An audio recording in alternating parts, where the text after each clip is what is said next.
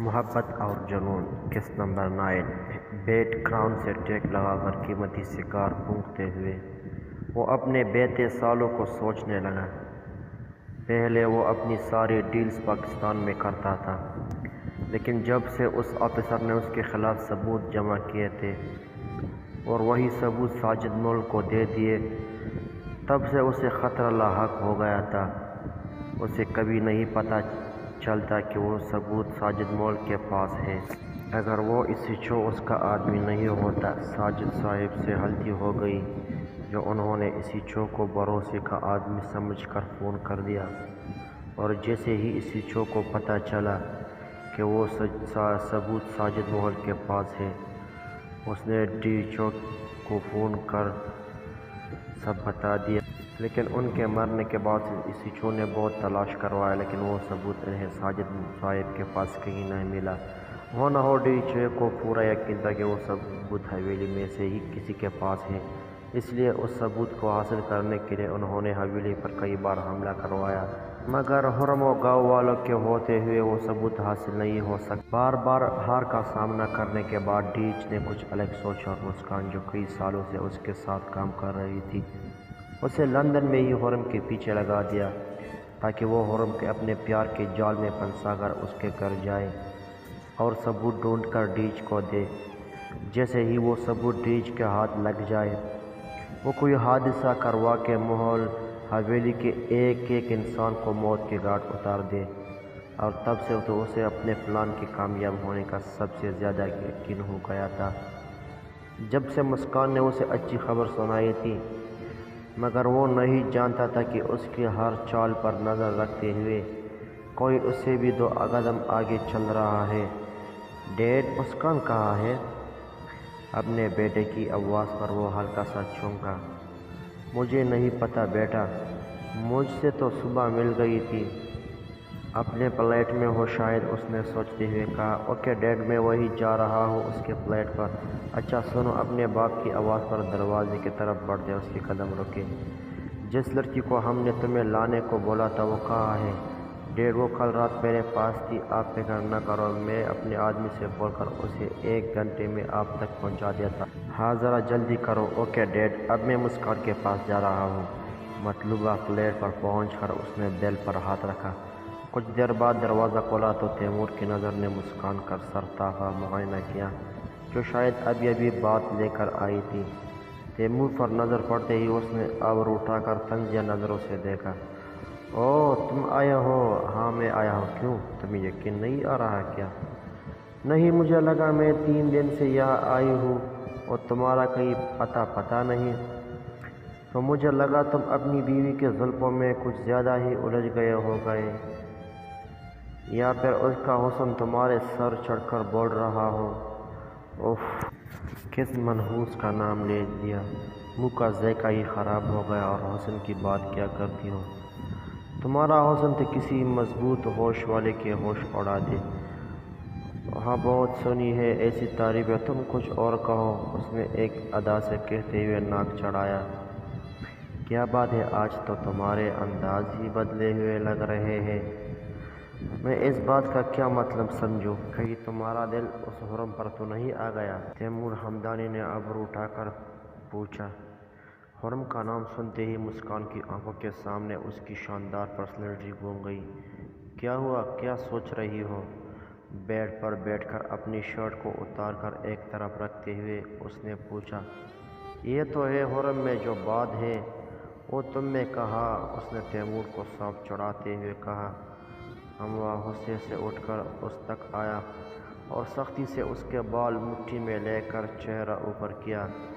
ایک بات ہمیشہ یاد رکھنا، تم ہمارے لیے کام کرتی ہو، زیادہ ہوشیاری کرنے کی کوشش کی تو تمہیں اچھے سے پتہ ہے کہ تمہارا انجام کیا ہوگا۔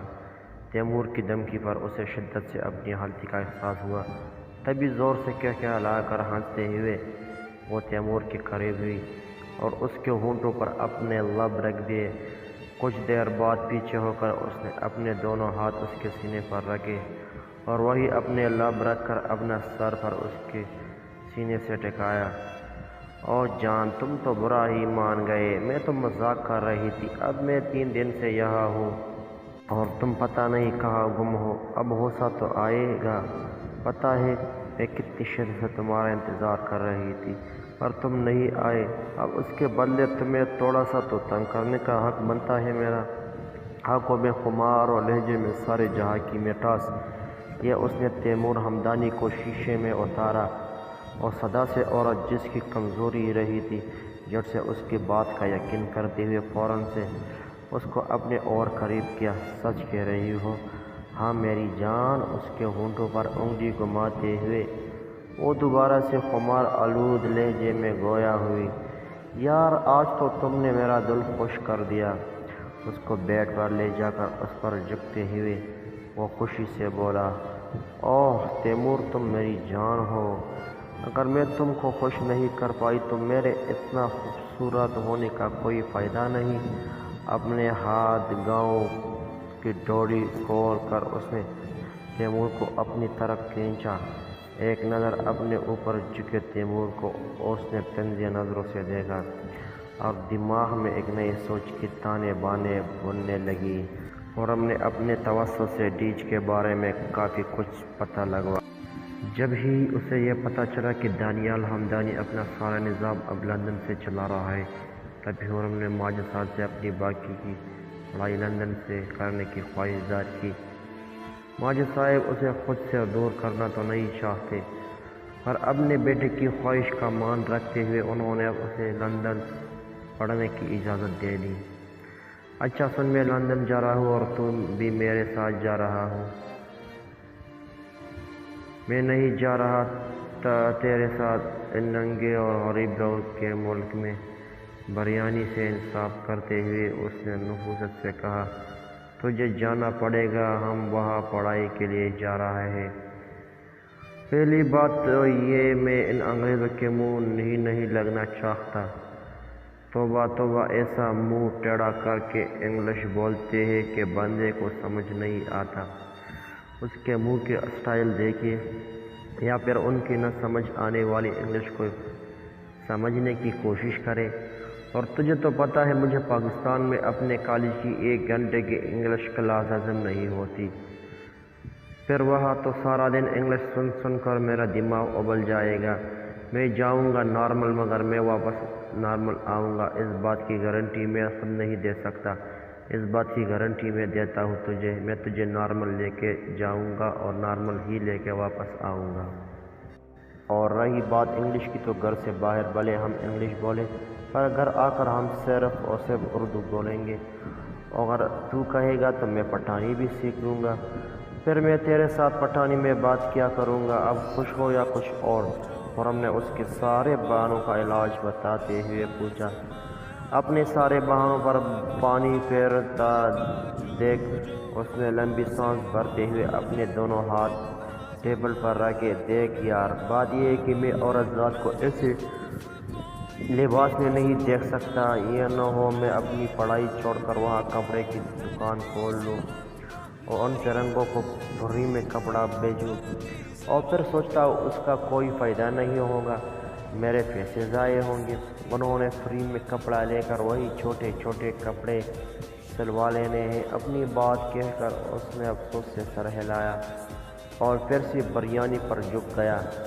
بس بہت ہو گئی تیری نوٹنکی، تم سامان باندھ اور چلنے کی تیاری پکڑا۔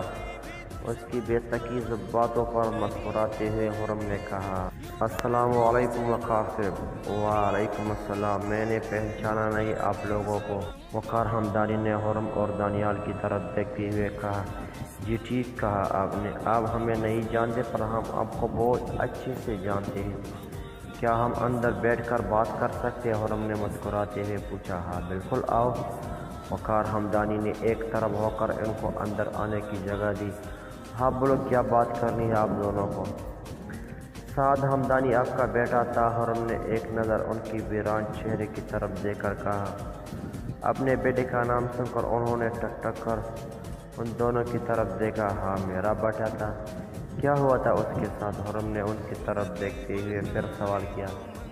نہیں جانتا، بس ایک دن پولیس اس کی لاش لے کر گھر آئے، ماتھے پر گولی لگی تھی اسے، وقار حمدانی نے خود پر ثبت کرتے ہوئے کہا، کیا آپ کا بیٹا ایک سیکرٹ ایجنٹ تھا؟ خرم نے پھر سے سوال کیا، لیکن اس بار وقار حمدانی نے چونک کر اس کی طرف دیکھا۔ تمہیں یہ بات کیسے پتہ ہے؟ کیونکہ یہ بات میرے سوا کسی کو نہیں پتہ، یہاں تک کہ اس کی ماں کو بھی نہیں پتہ۔ ہمیں کیسے پتہ؟ اس سے زیادہ ضروری ایک اور سوال ہے، کیا آپ دانیال حمدانی کو جانتے ہیں؟ وہی جاگیردار جن کا بزنس دوسرے ملکوں میں بھی چلتا ہے؟ وقار صاحب نے سوچتے ہوئے کہا، ہاں وہی۔ نہیں بیٹا، ہم اسے نہیں جانتے۔ ہاں وہ ہمارے ذات کا ہے، پر ہماری اس سے کوئی رشتہ داری نہیں ہے۔ پر تم کیوں پوچھ رہے ہو؟ انہوں نے دوبارہ خرم کو دیکھتے ہوئے سوال کیا۔ خرم نے کچھ سوچ کر ایک بار پھر سہیل کی طرف دیکھا، اور پھر آہستہ آہستہ انہیں سب بتاتا چلا گیا، اور آخر میں یہ بھی بتا دیا کہ ان کے بیٹے کو موت کے گھاٹ اتارنے والا کوئی اور نہیں بلکہ دانیال حمدانی ہے۔ ہیلو گائز، جو ریڈر ہے اپنا ریویو کمنٹ میں دے کہ کہانی کس طرح ہے اور کس طرح چل رہا ہے۔ برائے مہربانی اپنا ریویو لازمی دے۔